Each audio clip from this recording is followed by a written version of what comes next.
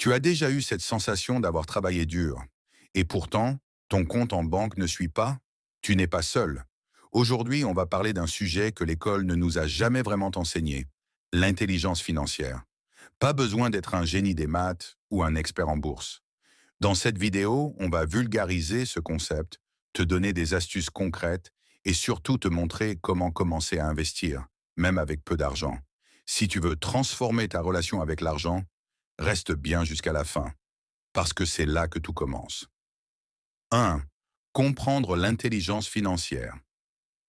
L'intelligence financière, ce n'est pas avoir beaucoup d'argent, c'est savoir quoi faire avec ce que tu as.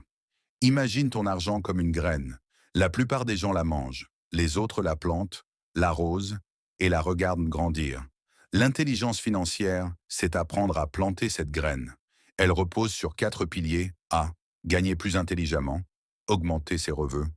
B. Dépenser intelligemment, savoir où va ton argent. C. Épargner et protéger, garder un coussin de sécurité.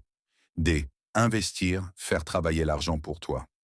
2. Pourquoi l'école ne nous apprend pas ça? Soyons honnêtes, l'école nous apprend à être de bons employés, pas à gérer notre argent.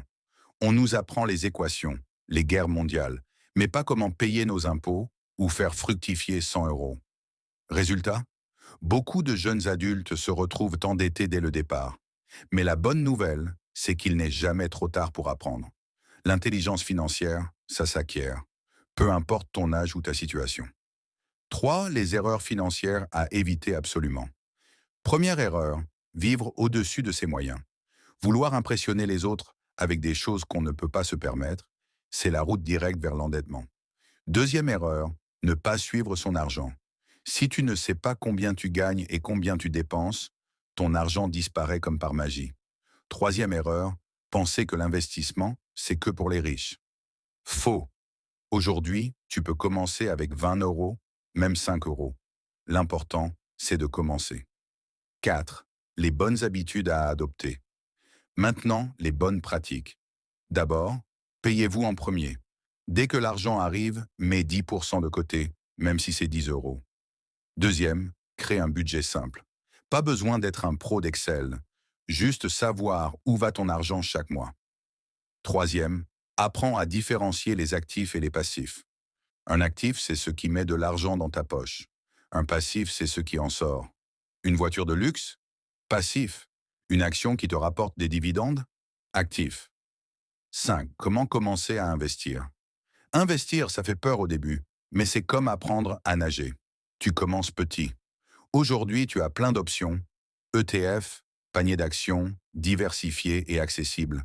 Immobilier fractionné, tu peux investir avec quelques centaines d'euros. Business en ligne ou side hustle. Dropshipping, freelance, création de contenu. L'important, c'est d'apprendre avant d'investir. Forme-toi, teste et surtout, n'investis jamais l'argent dont tu as besoin pour vivre. 6. Le mindset, la clé du succès. L'intelligence financière n'est pas qu'une question de chiffres, c'est une question d'état d'esprit. Ceux qui réussissent ont compris une chose, l'argent est un outil, pas une fin en soi. La peur de perdre paralyse beaucoup de gens. Mais rappelle-toi, chaque grand investisseur a commencé avec une petite somme et beaucoup d'erreurs. Alors, commence là où tu es, avec ce que tu as. Ton futur toi te dira merci. Conclusion. Voilà, tu as maintenant les bases de l'intelligence financière. C'est à toi de jouer. Observe ton argent, protège-le et fais-le travailler pour toi. Si tu as aimé cette vidéo, abonne-toi, partage-la à quelqu'un qui veut améliorer ses finances et dis-moi en commentaire, quelle habitude financière veux-tu mettre en place dès aujourd'hui?